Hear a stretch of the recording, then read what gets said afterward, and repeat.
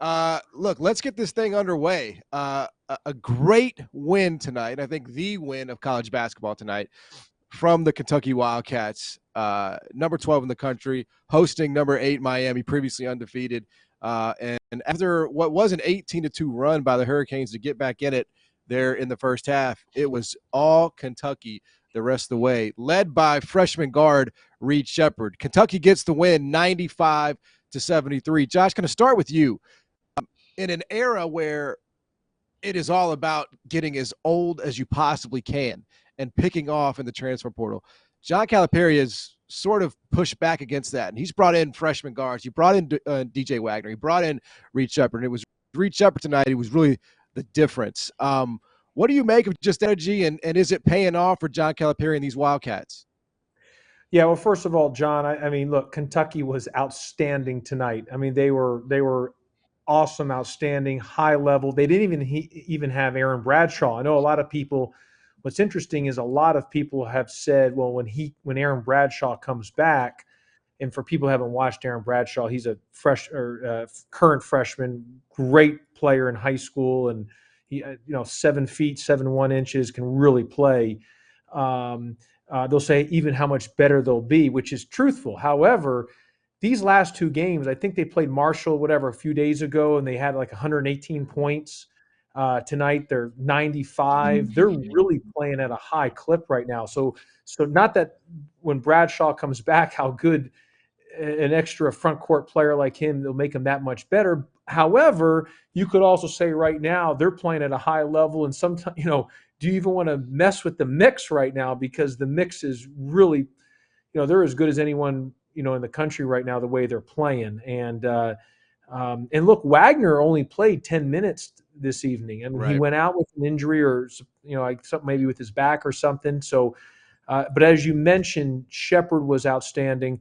But you talked about the freshman. Let me say this: Trey Mitchell I know he's been to 3 or 4 schools, and he's an older guy, and he was a transfer portal that Kentucky got late after Bob Huggins was left after with the issue at West Virginia. He became available really late. He has been big for Kentucky. Look, they would have lost to St. Joe's, whatever that was, a week and a half or so ago. Trey Mitchell hit huge threes from the top of the key in key times. And tonight, as great as Sheppard was, Mitchell's got 14 points. He's got 7 assists. He's got 5 rebounds. He was efficient, 2 blocks. He's just he can make them go offensively because you can play through Trey Mitchell. And he's almost like a point guard in a sense of the way that he plays. So you got to credit, obviously, Coach Calipari, Kentucky, but as good as their young guys are, you can't forget a guy like Trey Mitchell. John, the sample size is getting bigger here with Kentucky. They were up at half on Kansas in the Champions Classic. They now absolutely dominated Miami as part of this ACC SEC challenge. It's been a while since this team has made a Final Four, probably too long for that fan base. Do you see a team, given what we've seen so far, that does indeed have that ceiling? Yeah, they do. I mean, anytime you can get 37 points off the bench, more specifically with Sheppard and Denningham coming in and scoring 30 off the bench, you're going to have some success. I think tonight also was more an indictment on Miami. I watched the game. I didn't know if they realized that they were at Rupp Arena playing Kentucky prime time on a Tuesday night. I didn't see the sense of urgency from them.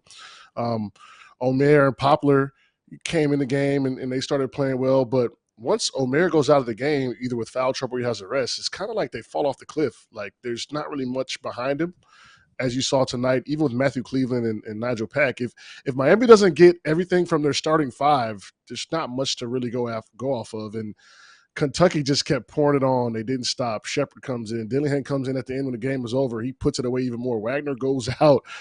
Mitchell comes. He's making some big shots, big plays. Edwards looked good tonight. So they kind of hit a buzzsaw tonight against Kentucky, but I think Miami needed to show a little more sense of urgency. This is not your run-of-the-mill Kentucky team maybe they've seen the last couple of years.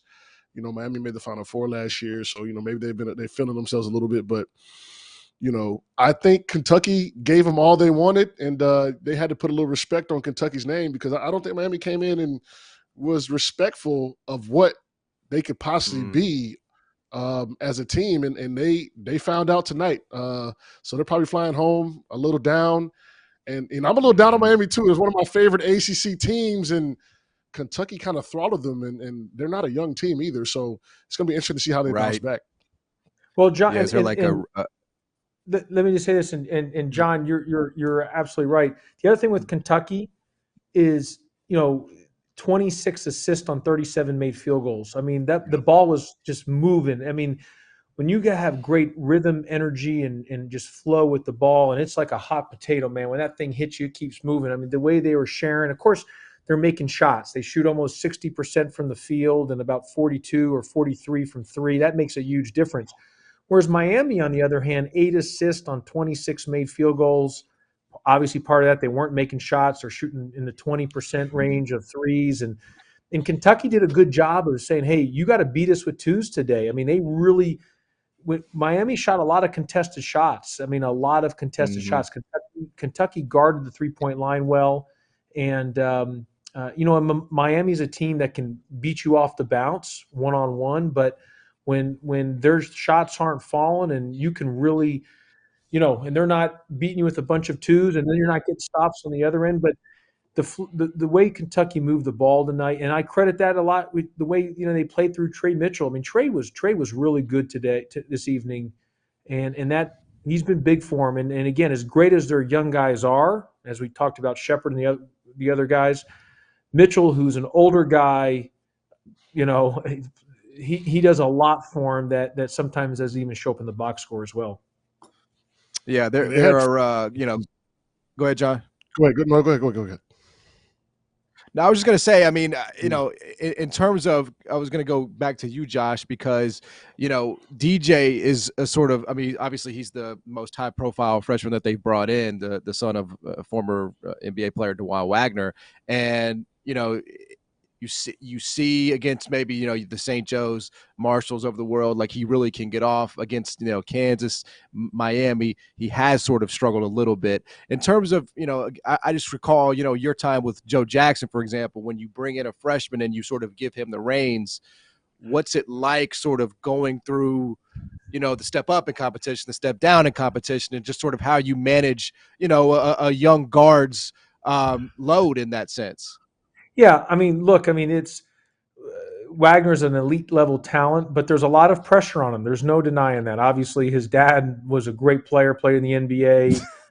His grandfather was a great player at Louisville and played in the pros. What I would tell you though is, you're going to have to. There's a growing pains. There's a learning curve for a freshman. It just is what it is when you're making that transition from high school to college. It's not easy, and and you look at Wagner has not shot the ball well. If you look at his overall stats this year, that's the one thing he hasn't been great from the perimeter shooting.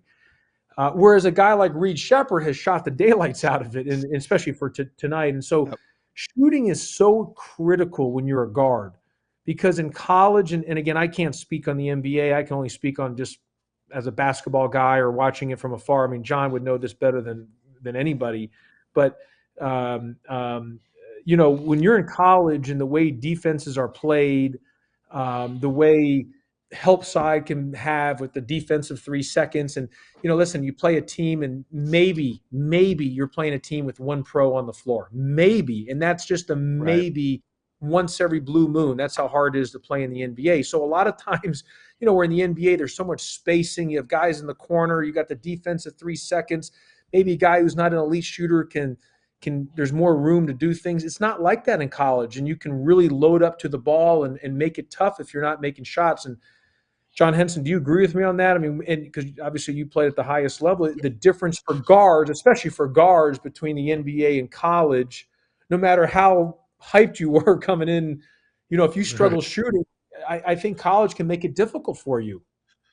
Yeah, and then there's such emphasis on shooting now, more so than anytime ever in this game. So naturally, guys are going to try to shoot a little more than maybe back in the day. If you weren't a good shooter, you try to get to the rack and create in college.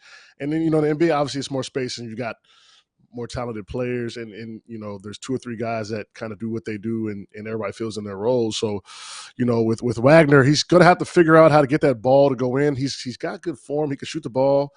Just a confidence thing. I saw that it said Reed Sheppard had went to the gym with his parents and they rebounded for him the night before the game or a couple nights before the game. And it looks like it translated. So maybe he needs to take a page out of Reed's book, go shoot with him a little bit. And because I think also it's a confidence thing. The more you shoot, the more you get into the gym.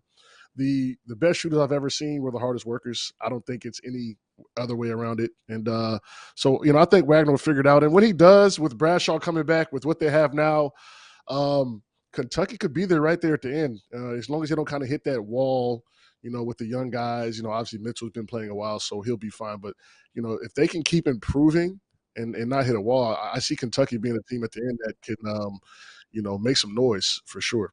Yeah, well, now we're coming to break, but and I agree, John Henson, that Wagner. I mean, he's going to be, the more he plays, the more he feels comfortable in college, the better he's going to continue to be.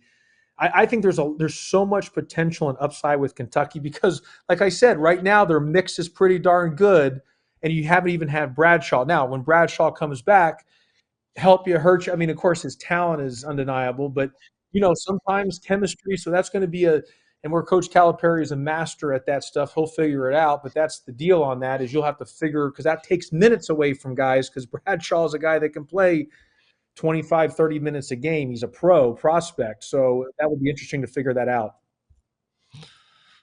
John, I thought you were a point guard, man. I thought you facilitated. Poor John Calipari's got a lottery pick coming back, and we're like, oh, what's he going to do? Jesus. He'll figure it out. You gotta love it. You gotta love it.